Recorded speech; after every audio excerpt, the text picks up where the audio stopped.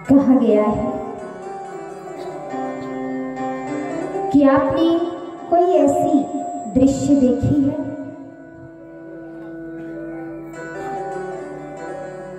जिसमें जल की शीतलता हो और अग्नि की दहकता हो। माँ है जिनके भीतर जल की शीतलता है, जिनके अंदर भक्तों के लिए शुद्धता, निर्मलता इतना ज्यादा है उनके अंदर कि भक्तों को वो प्रेम लुटा रही है। वो माँ ही है। जब संतान पर कष्ट आता है तो ये जितनी समूचा साचा जगत है ये प्रमाण है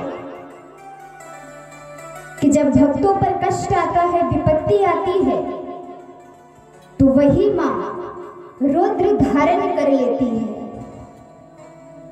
ये माँ ही है जिनके अंदर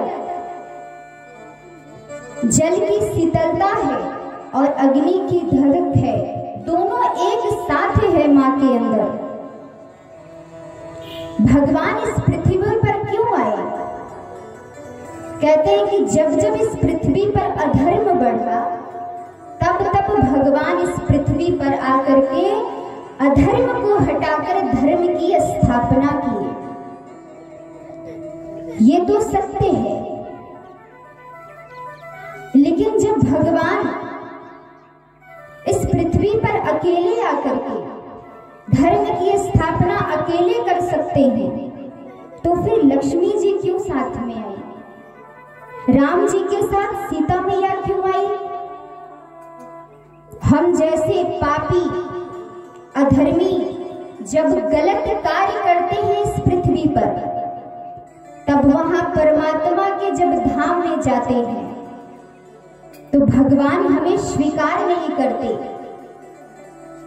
जैसे संतान जब गलती करता है तो पिता डांटते हैं, और जब पिता डांटते हैं तो माँ आकर के पिता को समझाती है।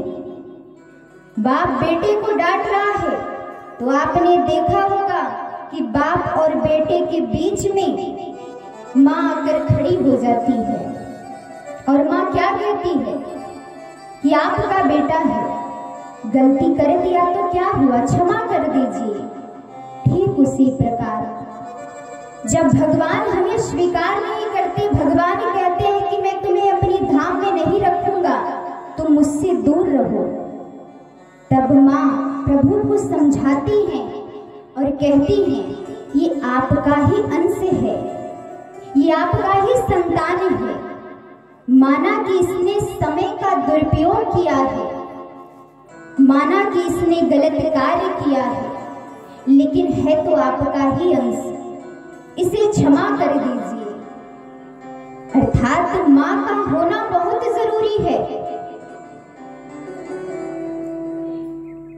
जैसे समुद्र के जल में एक बूंद अगर भक्ति हमारे हृदय में आ जाए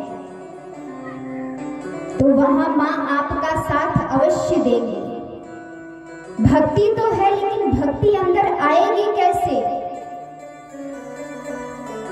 बिन सत्संग न पावहि प्राणी। जब आप सत्संग को श्रवण करोगे तब जाके आपके अंदर भक्ति जागृत होगी। अभी आपके अंदर भक्ति नहीं आई है, अभी तो सिर्फ आप सत्संग में बैठते हो। आप जब भगवान के धाम में जाते हो तो परमात्मा के स्वरूप को देखते हो। और भक्त कैसे जाते हैं भगवान के धाम में? अगर 1,00,000 भक्तों की भीड़ भी हो जाए मंदिरों में तो उसमें से सब असली भक्त नहीं होते हैं।